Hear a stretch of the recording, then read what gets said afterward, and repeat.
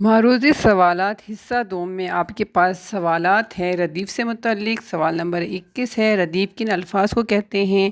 آپ کے پاس آپشن ہے، جو قافیہ سے پہلے ہوں، جو قافیہ کے بعد دہرائے جائیں، جو صرف شعر میں ہوں، جو دوسرے شعر میں نہ ہو۔ اس کا درست جواب ہے جو قافیہ کے بعد دہرائے جائیں اسے ردیف کہا جاتا ہے۔ سوال نمبر 22 ہے، یہ عشق نہیں آسان، بس اتنا سمجھ لیجئے میں سمجھ لیجئے کیا ہے؟ قافیہ ہے، ردیف ہے، مطلع ہے یا تلمی ہے؟ درست جواب ہے ردیف ہے۔ سوال نمبر 23، ردیف لازمی ہوتی ہے؟ ہاں، نہیں، جواب ہے اس کا نہیں۔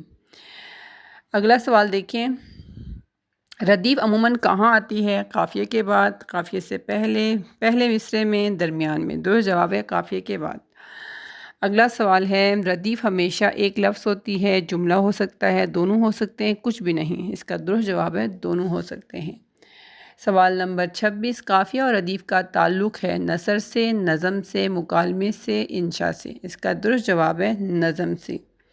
سوال نمبر 27 ہے، دل میں رہنے والا ہے میں ہے کیا ہے؟ قافیہ ہے، ردیف ہے، استعارہ ہے یا مطلع ہے؟ اس کا درست جواب ہے ردیف۔ اگلا سوال ہمارا ہے جی، مطلع اور مقطع سے متعلق۔ مطلع کسے کہتے ہیں؟ نظم کا آخری شعر، نظم کا پہلا شعر، غزل کا پہلا شعر، غزل کا آخری شعر؟ اس کا درست جواب ہے غزل کا پہلا شعر مطلع کہلاتا ہے۔ سوال نمبر 29 ہے، مطلع میں قافیہ اور ردیف آتے ہیں صرف پہلے مصرعے میں، دونوں مصرعوں میں، کہیں نہیں، آخری مصرعے میں؟ اس کا درست جواب ہے دونوں مصرعوں میں۔ سوال نمبر 30 ہے، مقطع کسے کہتے ہیں؟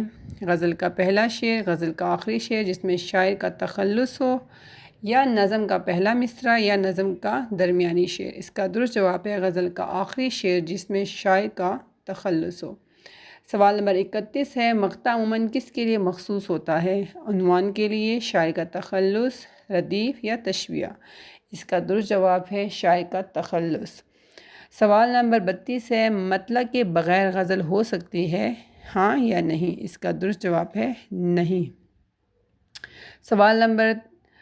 اگلا سوال دیکھیں، مقطع میں شاعر کس چیز کا ذکر کرتا ہے؟ اپنے وطن کا، اپنے دوستوں کا، اپنے تخلص کا، یا اپنے نام کا؟ اس کا درست جواب ہے اپنے تخلص کا۔ اگلا سوال دیکھیں، مطلع میں قافیہ اور ردیف کی تکرار ہوتی ہے صرف آخری مصرعے میں، صرف دونوں مصرعوں میں، پہلے مصرعے میں، یا نہیں ہوتی؟ اس کا درست جواب ہے دونوں مصرعوں میں۔ اگلا سوال دیکھیے، تلمی سے متعلق ہے۔ تلمی کسے کہتے ہیں؟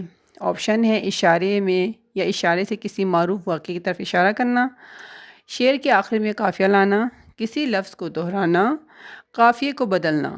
اس کا درست جواب ہے اشارے سے کسی معروف واقعے کی طرف اشارہ کرنا تلمی کہلاتا ہے۔ اگلا سوال دیکھیں، فرات پیاسا ہے میں تلمی کس واقعے کی طرف ہے؟ بدر کی طرف، کربلا کی طرف، احد کی طرف، یا ہجرت کی طرف؟ اس کا درست جواب ہے واقعہ کربلا کی طرف۔ اگلا سوال دیکھیں، تلمی کے لیے کس چیز کا علم ضروری ہے؟ گرامر کا، تاریخ و واقعات کا، جغرافیہ، یا علم و عروض کا؟ اس کا درست جواب ہے تاریخ و واقعات کا۔ اگلا سوال ہے، یوسف کا حسن کا مطلب اشارہ ہے؟ یوسف کا حسن کا مطلب اشارہ ہے، اس میں کس چیز کی طرف اشارہ ہے؟ خوبصورتی کا، طاقت کا، دولت کا، جنگ کا؟ اس میں خوبصورتی کا، یعنی حضرت یوسف علیہ السلام کی خوبصورتی کا ذکر ہے۔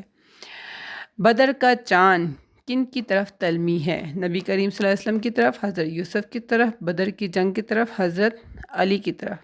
یہاں پہ اشارہ کیا گیا بدر کی جنگ کی طرف۔ اگلا سوال دیکھیں، تلمی میں واقعے کو تفصیل سے بیان کیا جاتا ہے، مختصراً اشارہ کیا جاتا ہے؟ اس کا درست جواب ہے مختصراً اشارہ کیا جاتا ہے، پورا واقعہ بیان نہیں کیا جاتا، صرف ایک دو الفاظ سے اشارے میں بات کو بیان کی جاتی ہے۔ اگلا سوال دیکھیں، صبر ایوب کا مطلب طاقت ہے، علم ہے، صبر و استقامت ہے، یا دولت ہے؟ یہاں اس کا جواب ہے صبر و استقامت۔ حضرت ایوب یعنی ان کے صبر ایوب کو تلمی کے طور پر استعمال کیا جاتا ہے صبر و استقامت کے لیے۔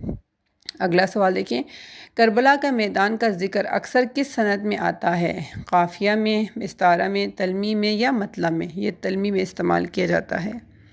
تو امید کرتی ہوں یہاں تک کہ جو معروضی سوالات ہیں آپ کے لیے بہت مفید ثابت ہوں گے۔ اگلی ویڈیو تک اپنے خیال رکھیں۔ اللہ حافظ۔